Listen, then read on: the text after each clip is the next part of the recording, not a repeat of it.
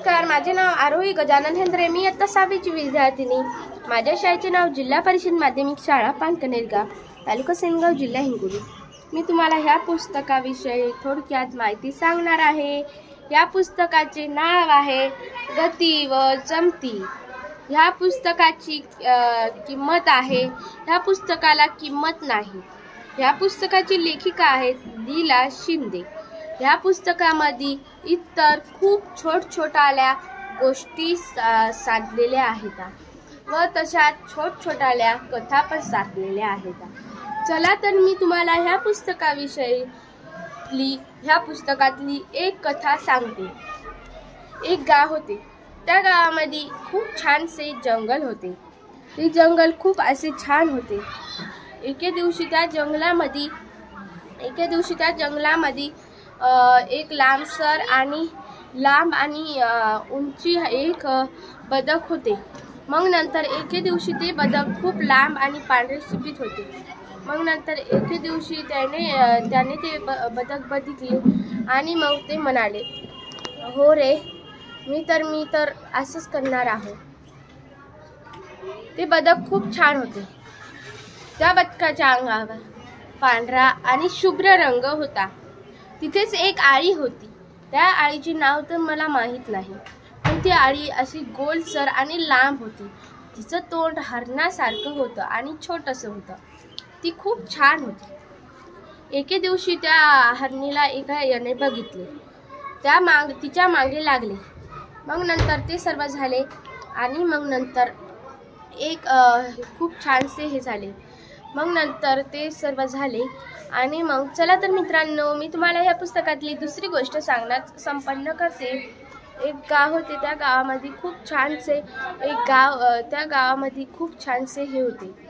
एके दिवशी मग तिथे एक बैल आलता. ते बैल खूप हुशार होता आणि लय गाढव होता. एके दिवशी मग तिथे एक बकरी होती. ती बकरी त्याच्या मागं लागली. बकरीच्या मागं ते लागलं का बकरी त्याच्या मागं लागलं हे त्याला कळू नव्हतं लागलं. ते सरळ पळू लागले, कारण की ते हुशार पण होता.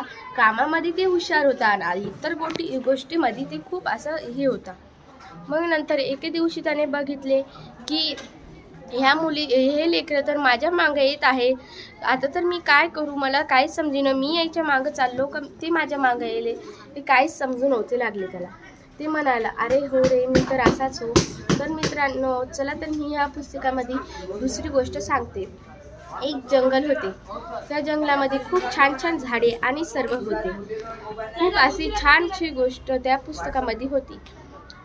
एक गाव होते. त्या गावामध्ये खूप छानसे एक जंगल होते.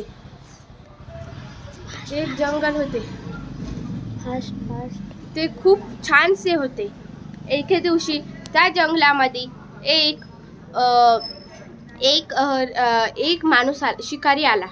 शिकारी खूप डेंजर होता. त्याने बघितले एका झाडावर दोन पिल्ले बसलेले होते. त्याने ते बघितले. ते पिल्ले खूप हुशार होते. त्याच्या मम्मीसोबत आणि बाबासोबत खेळू लागले. मग नंतर त्या शिकाऱ्याने त्याला गोळी मारायचं बघितले. ती गोळी काय त्याला लागली नाही, पण मग नंतर मात्र त्याला थोडीशी एकीकडून जगा लागली होती. ते खूप गंभीर झालता. मग नंतर तिथे एक मुंगे आले. मुंग्याचा पूर्ण झुंड याला डसले. ते पळतच गेला. मग नंतर ते पळत गेला, त्यामुळे त्याला खूप मुंग्या डसल्या होत्या. ती दुसऱ्या दिवशी तिथे आला. त्याला त्या मुंग्या बघितल्या, पण तिथे त्या मुंग्या नव्हत्या. त्या मुंग्या पण खूप हुशार होत्या. त्याने पूर्ण उकरून बघितले तरी त्याला मुंग्या दिसल्या नाही. मग नंतर त्याने बघितले की इथे एक मोठं झाड आहे. त्या झाडाखाली त्याने असे ऐकले, त्या झाडाखाली एक म्हातारा वाघ राहतो. त्याने ते बघितले. मग नंतर ते बघून त्याला खूप हे लागलं. त्याला असे वाटले की आता तर काय करू मी, मला एवढं समजेना. मग ते म्हणाला, अरे हो रे, आता तर मी नाही का म्हातारा झालो, पण मी तर कोणाला मारू देणार नाही. तू मला मारायचा प्रयत्न करणार नाही. मी असा संभाषण करतो. त्याने हे बघितले. चला तर मित्रांनो, मी तुम्हाला ह्या पुस्तकाविषयी थोडक्यात माहिती सांगलेली आहे. धन्यवाद.